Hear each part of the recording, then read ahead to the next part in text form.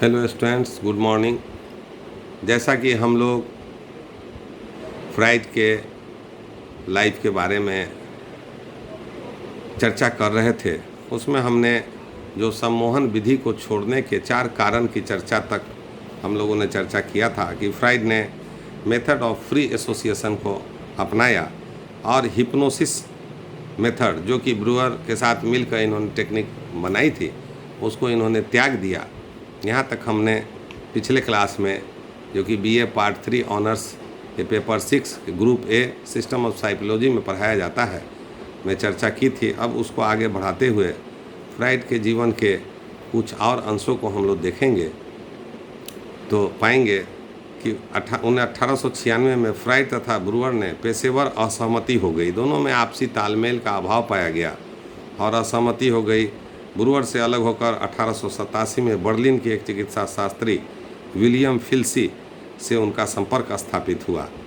हालांकि विलियम फिल्सी से उनका संपर्क स्थापित होने के बाद वो बहुत सी ऐसे रचनाओं, ऐसे कॉन्सेप्ट्स को उन्होंने दिया जो फ्राइड को न सिर्फ अमरत्व प्रदान किया बल्कि उनको मनोविज्ञान में एक स्थापित मनोवैज्ञानिक के रूप में जाना जाने लगा। इतिहासकारों का या मनोवैज्ञानिकों का यह भी मानना है कि फिल्स के साथ इस संबंध का मनोविश्लेषण के संप्रतियों के विकास पर काफ़ी प्रभाव पड़ा। फिल्स ने कई महत्वपूर्ण रचनात्मक सुझाव दिए जिनसे मनोविश्लेषण के कई संप्रत्यय जैसे wish fulfilment theory of dream, pleasure principal, primary and secondary जो प्रक्रियाएं हैं, कैथेक्सिस को उन्नत बनाने में काफ़ी मदद मिली। 1890 वाले दशक में फ्राइड का संबंध फिल्सी से ठंडा पड़ने लगा और 1903 में दोस्ती लगभग उन दोनों में भी समाप्त हो गई। अब वे अपने ही स्वप्नों एवं मानसिक संघर्ष का, मेंटल कॉन्फ्लिक्ट्स और ड्रीम्स का एनालिसिस करने लगे। इस तरह वे विश्लेषण सेल्फ एनालिसिस प्रारंभ कर दिए जो पूरी जिंदगी करते रह गए, परंतु बाद में उनका यह प्रविधि में विश्वास काफ़ी कम हो गया। इस तरह से हम देखते हैं कि फिल्सी का जो साथ रहा वो कम ही समय के लिए फ्राइड की ज़िंदगी में आए, लेकिन बहुत से कॉन्सेप्ट्स को उन्होंने फ्राइड को विकसित करने में मदद किया। फ्राइड के कैरियर को सबसे महत्वपूर्ण साल 1900 ईस्वी का साल माना जाता है क्योंकि उनकी बहुचर्चित पुस्तक इंटरप्रिटेशन ऑफ ड्रीम जो कि फ्राइड को एक बहुत ही ऊंचाई तक ले जाने का काम किया और इसमें स्वप्न के विभिन्न प्रकार के आयामों की चर्चा की, स्वप्न के कारणों की चर्चा की, स्वप्न के मनोवैज्ञानिक प्रविधियों की चर्चा की और उस सिद्धांत के आधार पे व्यक्ति के व्यक्तित्व को मापने की चर्चा की। उसका प्रकाशन 1900 ईस्वी में फ्राइड ने किया। इंटरप्रिटेशन ऑफ ड्रीम्स उस समय की महत्वपूर्ण पुस्तकों में एक मानी जाती थी। इस पुस्तक में विभिन्न तरह के स्वप्नों का विश्लेषण उपस्थित किए। इस पुस्तक में से उन्हें विश्व विख्यात की ख्याति प्राप्त हुई। इस पुस्तक के कारण ही उनकी ओर बहुत सारे बुद्धिजीवी आकर्षित हो गए, जिसमें Alfred Adler, Otto Rank, Gustav Jung, Sandor Ferenczi ji के नाम विशेष रूप से उल्लिखित हैं या उल्लेखनीय हैं। इन सभी व्यक्तियों का फ्राइड से संपर्क अच्छा था, परंतु बाद में कई बिंदुओं पर आपसी मतभेद होने के वजह से, आइडियोलॉजिकल डिफरेंस होने के वजह से मतभेद हो गया और बाद में ये लोग अलग अलग फिलॉसफी को मानने लगे।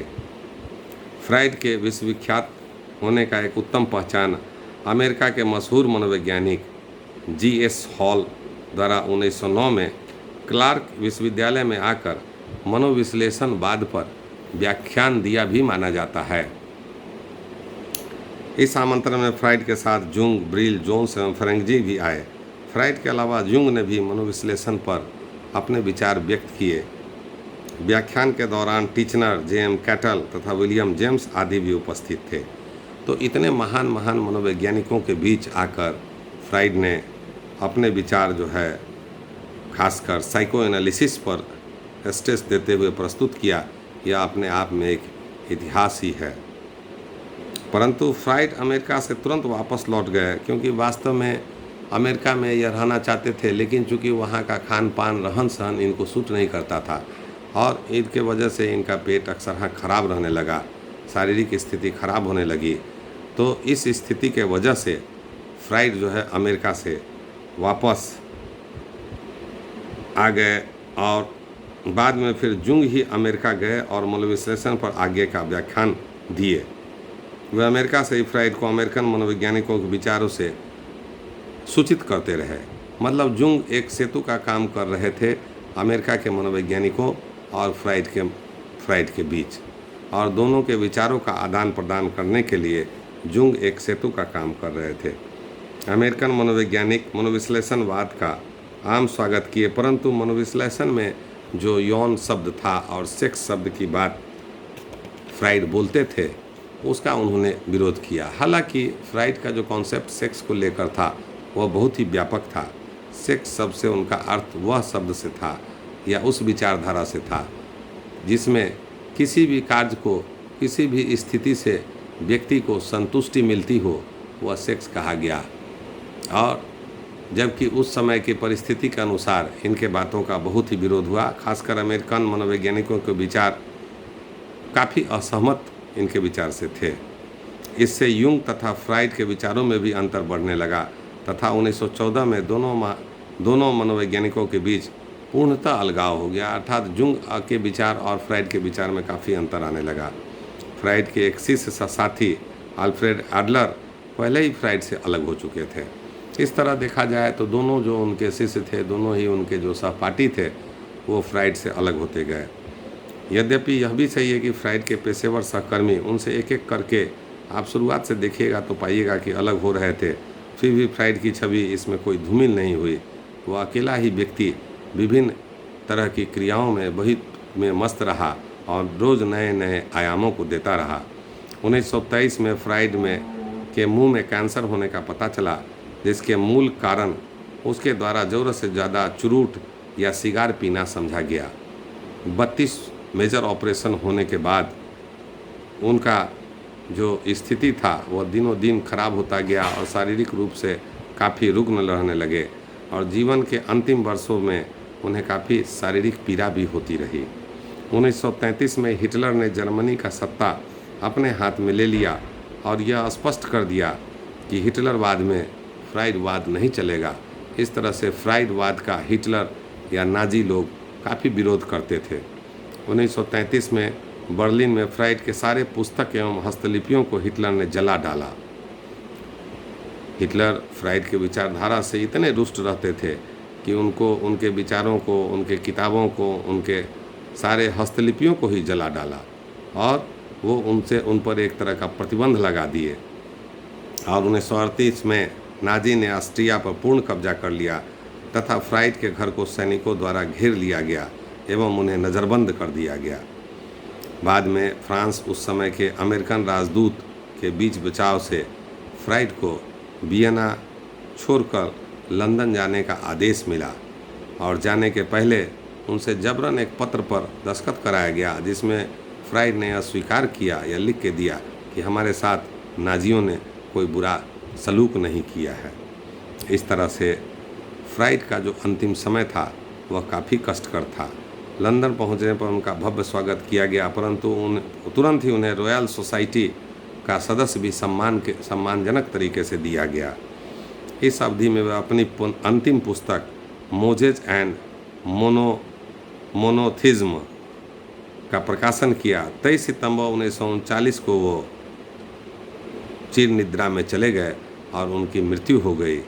लेकिन देखा जाए तो उनका इतिहास देखने से यह स्पष्ट पता चलता है कि शुरू से अंत तक फ्राइड हमेशा और हमेशा शिक्षण में नए नए आयामों को देने में और वर्तमान परिस्थिति के विपरीत भी वो चलकर नया अध्ययन करने में रत रहे और मनोविज्ञान को उन्होंने बहुत कुछ दिया। इस तरह उनके जीवनी को समझने से यह सब जानकारी आपको मिली। अब हम ये चर्चा करेंगे कि मनोविश्लेषणवाद यदि आया तो क्या मनोविश्लेषणवाद से पूर्व क्या मनोविश्लेषणवाद के जड़ नहीं थे? मनोविश्लेषणवाद के पूर्ववर्ती कारक यह सिद्ध नहीं करते हैं कि मनोविश्लेषणवाद की उत्पत्ति से पहले भी जो मनोविश्लेषण शब्द है या अचेतन शब्द है उस पर कुछ काम पूर्व के मनोवैज्ञानिकों ने किया था। तो अभी हम उस पर एक एक करके चर्चा करने की कोशिश करेंगे और देखने की कोशिश करेंगे कि मनोविश्लेषण के पूर्ववर्ती कारक के में कौन कौन से मनोवैज्ञानिकों का, पूर्व के मनोवैज्ञानिकों का, जो फ्राइड के पूर्व हुए, उनका क्या क्या योगदान है। सबसे पहला नाम गॉटफ्रीड लीबनिज का आता है। 18वीं शताब्दी के प्रारंभिक सालों में लीबनिज वास्तविकता के तत्वों के बारे में एक नए सिद्धांत का प्रतिपादन किया था। इसे थ्योरी ऑफ मोनाड्स कहा गया। मोनाड्स का सिद्धांत। मोनाड्स को बल या शक्ति का बिंदु माना गया। इसमें मानसिक तथा दैहिक दोनों तरह के वास्तविकताओं के तत्व पाए गए। वह आपस में अंतक्रिया तो नहीं करते हैं, परंतु इसमें स्पष्टता या चेतन की मात्रा होती है, ऐसा लीबनिज का कहना था। अर्थात कॉन्शसनेस का कंसेप्ट लीबनिज के सिद्धांत में आया। दूसरे शब्दों में उससे कम या अधिक मात्रा में चेतन या अस्पष्टता की भी मात्रा होती है। लीबनिज के इस सिद्धांत का फ्राइड के लिए दो महत्वपूर्ण इम्प्लीकेशंस था। पहला, एनर्जी के कॉन्सेप्ट को या संप्रत्यय से ही फ्राइड फिजिकल एनर्जी शब्द को या मानसिक शक्ति शब्द का प्रत्यय प्रदान किया या प्रतिपादन किया। लीबनिज द्वारा प्रतिपादित दूसरा जो चेतन या स्पष्टता के स्तर से ही फ्राइड ने कॉन्शसनेस, सबकॉन्शसनेस और अनकॉन्शसनेस जैसे संप्रत्ययों के प्रतिपादन की प्रेरणा मिली। तो इससे भी स्पष्ट है कि लीबनिज नामक मनोवैज्ञानिक ने जो कॉन्सेप्ट दिया, जिससे मेंटल एनर्जी और कॉन्शसनेस का कॉन्सेप्ट आया, तो उस मेंटल एनर्जी के द्वारा ही फिजिकल एनर्जी का कॉन्सेप्ट फ्राइड ने दिया। और इन्हीं के कॉन्सेप्ट के कारण फ्राइड ने कॉन्शस, अनकॉन्शस अब सबकॉन्शस की परिभाषा दी और इसी के कॉन्शसनेस पर अध्ययन करने के कारण बाकी दो कॉन्सेप्ट सबकॉन्शस और अनकॉन्शस को इन्होंने प्रतिपादित किया। दूसरे भी एक मनोवैज्ञानिक आते हैं जिनका नाम जॉन हर्बर्ट है। अर्नेस्ट जॉन जो फ्राइड के जीवनी लेखक थे, उन्होंने स्पष्ट लिखा कि फ्राइड पर हर्बर्ट के विचारों का काफ़ी प्रभाव पड़ा। लीबनिज के करीब एक शताब्दी के बाद हर्बर्ट ने चेतन तथा अचेतन के बीच, चेतन कॉन्शस और सबकॉन्शस के बीच या चेतन और अनकॉन्शस के बीच, दोनों के बीच एक देहली या सीमा या थ्रेशोल्ड का संप्रत्यय का कॉन्सेप्ट दिया। उन्होंने स्पष्ट किया कि चेतन और अचेतन दोनों में ही विचारों का अस्तित्व होता है। अगर अचेतन के विचार चेतन के वर्तमान विचार से मेल नहीं खाते तो चेतन में वो प्रवेश चूँकि नहीं कर पाते हैं। अगर चेतन के दो विचारों में असहमति होती है तो उनमें से एक अचेतन में चले जाते हैं। मतलब उनका कहना था कि चेतनावस्था में यदि दो विचार आते हैं और दोनों में संघर्ष होने लगता है तो एक विचार स्वतः मानसिक रूप से अचेतन में धकेल दिए जाते हैं। इसी तरह से अचेतन की कई इच्छाएं आपस में मिलकर चेतन में एक साथ प्रवेश पाने के लिए दबाव डालती रहती है। इस तरह से हर्बर्ट अचेतन के संप्रत्यय की पहचान कर चुके थे। हालांकि उससे करीब एक शताब्दी पहले इसके बारे में लीबनिज बहुत कुछ कह चुके थे, ऐसा बोरिंग महोदय का भी कहना है। फ्राइड हर्बर्ट के विचारों से काफ़ी प्रभावित थे और वे अपने मनोविश्लेषणात्मक संप्रदाय में उनके कई विचारों को समावेश भी किया। इससे यह स्पष्ट होता है कि फ्राइड वह पहले व्यक्ति नहीं थे जिससे अचेतन की खोज की, बल्कि योगदान उनका मात्र इतना ही था कि अचेतन के संप्रत्यय को अधिक वैज्ञानिक स्वरूप को और अधिक वैज्ञानिक साइंटिफिक वे से उनकी विशेषताओं का प्रतिपादन किया। ऐसा एलन बर्गर ने 1970 में भी लिखा है। तो जो लीबनिज और हार्वर्ड के बारे में हम लोगों ने देखा तो पाया कि लीबनिज एवं हार्वर्ड दोनों ने ही अनकॉन्शस का कॉन्सेप्ट या मेंटल एनर्जी का कॉन्सेप्ट, कॉन्शस, सबकॉन्शस, अनकॉन्शस का कॉन्सेप्ट फ्राइड के पहले ही दे दिया था, बल्कि फ्राइड ने उसको थोड़ा तराशा और उसी चीज़ को नए रूप से प्रस्तुत किया और उसको समझने के दृष्टिकोण से बहुत ही सरल बना दिया और उससे संबंधित कई और प्रत्ययों की या संप्रत्ययों की, कॉन्सेप्ट्स की व्याख्या की। इसलिए मनोविज्ञान में फ्राइड को अनकॉन्शस, कॉन्शस या सबकॉन्शस तथा मेंटल एनर्जी का संपादक कहा जाता है।